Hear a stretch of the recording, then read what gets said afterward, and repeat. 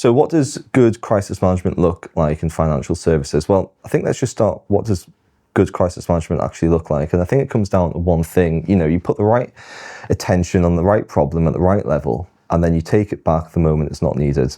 Everything else is of service to that. And we just think about the first point. Someone needs to own the rhythm. Every response needs a coordinator. Arguably one of the most important jobs. They're the ones running the cadence, keeping the sit-rep cycle moving, holding the decision log, watching the clocks, and making sure information flows, correctly between the tiers. They're not there to make decisions. They're there to keep the structure clean so the people who are making the decisions can focus on the substance of the problem. And crucially, they sit apart from the technical fix and apart from the decision itself, because, when the pressure's on and it's 3 o'clock in the morning, those 4 jobs, fixing the thing, coordinating, deciding, and writing it all down, logging it, have to stay in separate hands. I think the second part is, know where everyone stands. Each tier owns something specific, and the boundary between them needs to be just as clear as the tier themselves. Almost every failure I've seen happens at those boundaries, not within a tier itself. It's the late escalation. It's the decision that got taken at the wrong level. It's someone sitting on information they should have passed up or passed down. Get those handoffs right, and the response itself is far more coherent and effective. I think the next one is settle the hard questions in peacetime. Ransom, disclosure, when the regulator gets told, what we actually say to customers, stakeholders, investors. Decide all of that in advance. So when the thing lands again and it's 3 o'clock in the morning, you're pulling the answer off the shelf rather than inverting it at 3 in the morning, debating it, and maybe coming to an incorrect conclusion. That protects the business and it protects the individuals who make those decisions. But honestly, the bigger everyday win is the operational layer underneath. The clear workaround clause that should take minutes, not hours at the bronze or silver level.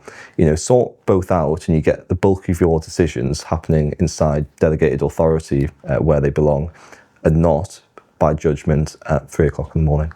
I think, the next point I would make is, trust your teams to get on with the problem. So, delegated authority means nothing if no one actually believes or practices it. People escalate out of fear just as much as genuine need. So the organization has to say it plainly and then actually back it up. If you act within your authority, you're doing the right thing, full stop. A sound decision made in good faith doesn't get picked apart later just because of how things turned out. Once people trust in that, they get on with it. And then the senior leaders at the stop drowning in the stuff that never should have reached them. And that builds on to the sort of the next point I'd like to make is around, free the senior tiers to actually do their job. Goals is there to unblock decisions, resources, cover, etc. That's what Silver actually needs them to do. And a senior leader who is reaching down into the operational fix has stopped doing the job only they can do. And I think the final one is knowing when to stand down. Organizations are good at escalating, but generally bad at de-escalating. Structures stay live longer than the acute phase has passed, and senior people stay tied to a response they should have handed back hours or days ago. Standing down has to be a deliberate call with someone's name against it or a team's name against it and a clean line in the log. It never just happens on its own, and it needs to be a clear decision made by leadership.